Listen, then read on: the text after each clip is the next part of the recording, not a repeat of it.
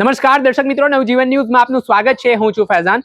આજે આમ આદમી પાર્ટીના ડેડિયાપાડાના ધારાસભ્ય ચૈતર વસાવાએ ભરૂચના નેત્રંગ તાલુકામાં ભગવાન બિરસા મુંડાની 150મી જન્મ જયંતિને લઈને જનસભા સંબોધી હતી। હર્ષોલ્લાસ સાથે આજે આદિવાસી સમાજ દ્વારા જનસભા છે તે કરવામાં આવી હતી, જેમાં ધારાસભ્ય ચૈતર વસાવા આકરા પાણી જોવા મળ્યા હતા। તેમણે આદિવાસી સમાજની જે વર્તમાન સ્થિતિ છે, જે અત્યાચારો થઈ રહ્યા છે, જે વિકાસ નથી થઈ રહ્યો, ધારાસભ્ય ચૈતર વસાવા પર જે મંત્રીઓ, સાંસદો અને ભારતીય જનતા પાર્ટીના પ્રદેશ પ્રમુખ દ્વારા પ્રહારો કરવામાં આવી રહ્યા છે, તેને લઈને તેમણે હવે આ સભામાં જડબાતોડ જવાબ આપ્યો છે। શું કહી રહ્યા છે પેલા ધારાસભ્ય ચૈતર વસાવા, તેમને સાંભળો।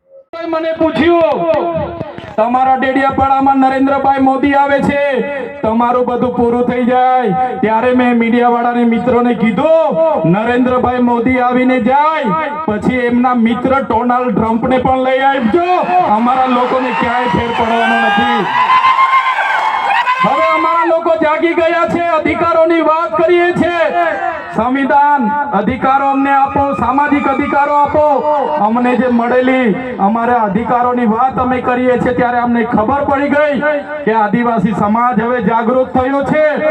ત્યારે બિરસા મુંડાના રથ જ્યારે લઈને ફર્યા, એમના મંત્રી તંત્રી મારું નામ લઈને મને ગાળ બોલે કે પેલો ચૈતર વસાવો અહીંયા આવે છે, આમ કરે છે, તેમ કરે છે, ફલાણું કરે છે, ઢીકણું કરે છે। એ મંત્રીઓને પણ કહેવા માંગુ છું, એ પ્રદેશ પ્રમુખને પણ કહેવા માંગુ છું, ચૈતર વસાવાને ગાળ બોલવાથી અમારા આદિવાસીઓનું ઉત્થાન નથી થવાનું। તમે આદિવાસીની ઉત્થાનની વાત કરો, મને ગાળ બોલવાથી અમારા લોકોનો જો વિકાસ થઈ જવાનો હોય તો હું દરરોજ તમારી ઓફિસે તમારી ગાળ ખાવા માટે પણ તૈયાર છું। સાથીઓ, અમે આનંદભાઈ સાથે વિધાનસભામાં લડીએ, રોડ પર લડીએ, સદન પર લડીએ અને આદિવાસીઓની ન્યાયની વાત કરીએ, અધિકારની વાત કરીએ। આ લોકોને ગમતું નથી। આનંદભાઈ પર અનેક કેસ થાય, મારા પર અનેક કેસ થાય, અમને જેલોમાં નાખવામાં આવે, પણ અમે આ સરકારની જેલોથી અમે ડરવા વાળા લોકો નથી, અમે લડવા વાળા લોકો છે।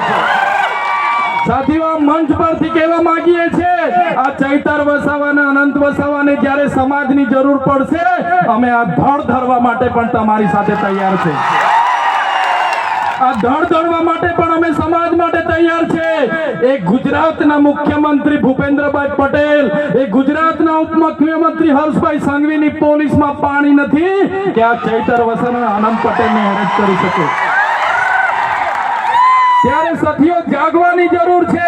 આગળ ડોક્ટર સાહેબે કીધું આપણી જે મૂળ સંસ્કૃતિ છે આપણે ભૂલી ચાલ્યા। આપણો નંદરિયો દેવ, આપણો ગામનો હિમારિયો દેવ, આપણો વાઘ દેવ, ગોવાળ દેવ, આપણો કાળિયો ભૂત, આપણે ધરતી માતાને પૂજનારા, આપણે નદી નાળાને પૂજનારા, આપણે ચંદ્ર અને સૂર્યને પૂજનારા, આપણે પ્રકૃતિના પૂજક તરીકે છે। ત્યારે જન્મ મરણની વિધિ, લગ્નની વિધિ આપણે ભૂલી ચાલ્યા છે। ત્યારે આજે આ લોકો આપણા પર જાતિનો દાખલો માંગે છે, પુરાવા માંગે છે। ભણેલા છોકરાઓને પૂછી લો।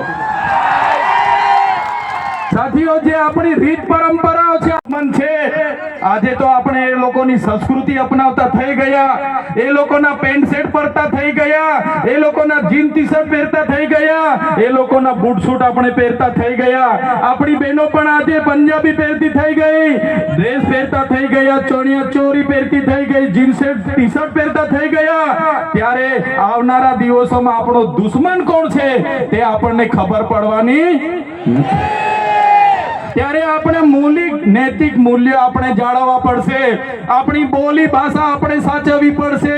આપણો પહેરવેશ, આપણી સંસ્કૃતિ, આપણા વારસામાં મળેલી આપણી પરંપરાઓ, રીત રિવાજો આપણે સાચવવા પડશે। સાથીઓ, આપણા વિસ્તારમાં વૈશ્વિકરણના નામે જમીનો છીનવાય છે, ઔદ્યોગિકરણના નામે હવે અમે લડેંગે, જીતેંગે, જિંદાબાદ, મુર્દાબાદ આવેદન નિવેદન કરવા માંગતા નથી।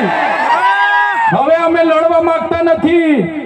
હવે ધરણા પ્રદર્શન બંધ, હવે આંદોલન બંધ। જો અમારી 5મી અનુસૂચિ, જો અમારા પૈસા એક, જો અમારી અનામત, જો અમારી 73 એની જમીનોને આવનાર દિવસોમાં જીએમડીસી ના નામે માગશો, માલસામોટ પ્રોજેક્ટના નામે માગશો, હાઇડ્રો પ્રોજેક્ટના નામે માગશો, અણુ મથકના નામે માગશો, તો અમે આંદોલન નથી કરવાના, અમે નેપાળવાડી કરવા માટે ગાંધીનગર આવવાના છે।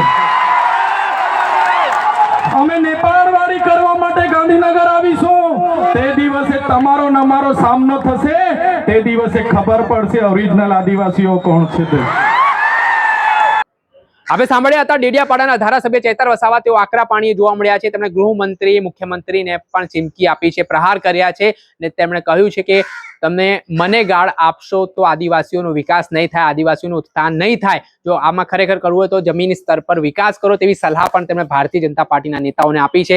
જેના જ કારણે હવે જે શાબ્દિક યુદ્ધની શરૂઆત થઈ છે, ધારાસભ્ય ચૈતર વસાવાએ જે રીતે નિવેદન કર્યું છે તેના કારણે રાજકારણ ગરમાવાની શરૂઆત થઈ છે. દર્શક મિત્રો, આવા જ વિડીયો જોવા માટે નવજીવન ન્યૂઝને લાઈક કરી લો, સબસ્ક્રાઇબ કરી લો અને શેર કરવાનું ભૂલતા નહીં.